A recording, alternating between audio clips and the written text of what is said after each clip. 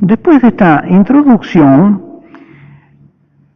en que ya se trasunta la visión bíblica de lo que es el amor, como estamos en una cultura, los creyentes estamos en una cultura donde circulan muchas ideologías acerca de la naturaleza del hombre, y a veces lo peor es que no son explícitas, que no se dicen.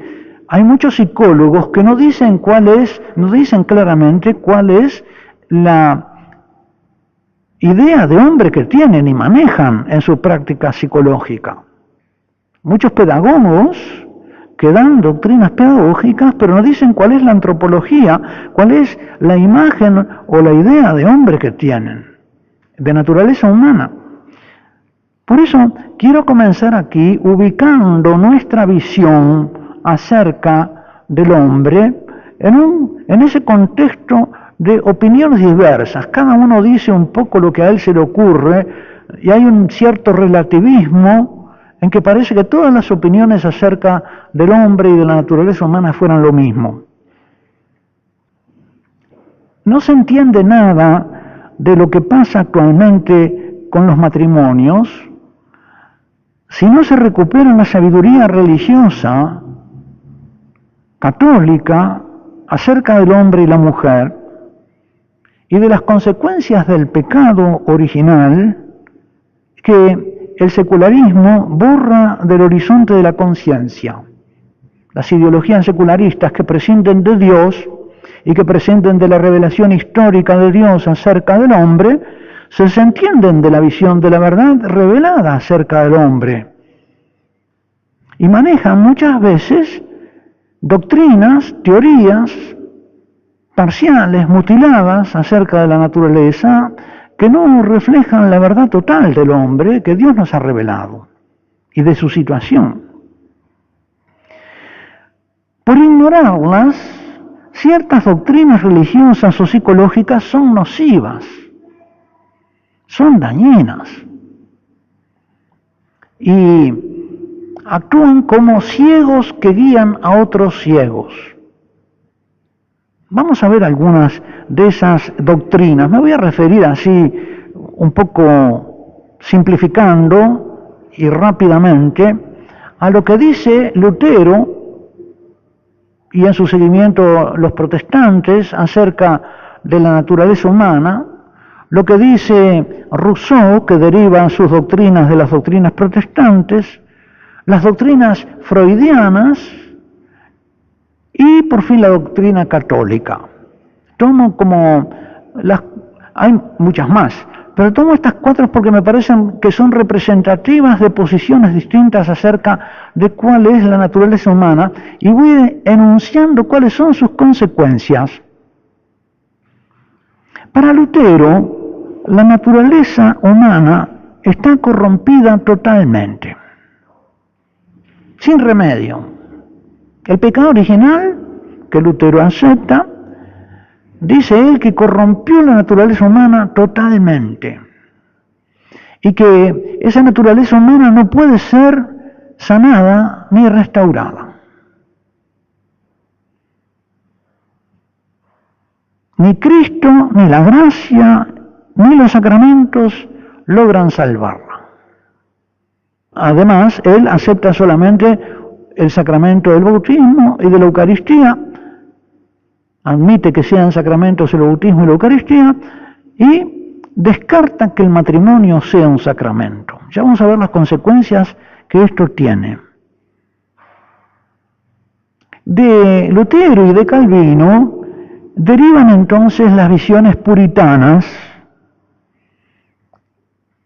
que tienen como trasfondo la naturaleza humana está totalmente corrompida, por lo tanto el hombre no tiene más remedio que pecar. No debe pecar, pero no tiene más remedio que pecar. Está preso en la cárcel de su culpa. Y por lo tanto, Lutero llegó a decir, peca, pero peca fuertemente y cree más fuertemente. No tienes más remedio que pecar, pero entonces tienes que creer. ¿Cuál es la consecuencia de estas doctrinas en el matrimonio? si el matrimonio no es algo sagrado, entonces una de las consecuencias lógicas, y si es irremediable pecar, si es irremediable ser adúltero, si es irremediable ser violento, si va a haber pecado en el matrimonio y no hay remedio, entonces, ¿qué? El divorcio.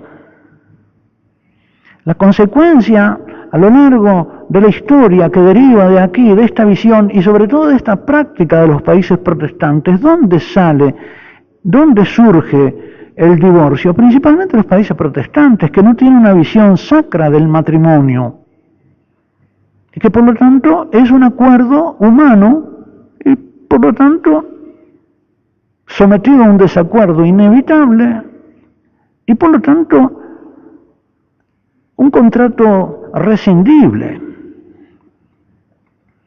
Rousseau es como una variante de estas visiones, dice que el individuo no ha sido corrompido por el pecado original, que el individuo es bueno. Es la sociedad la que lo hace malo. Es el resto de los hombres. Él nace bueno, el niño es bueno. El malo los malos son los mayores.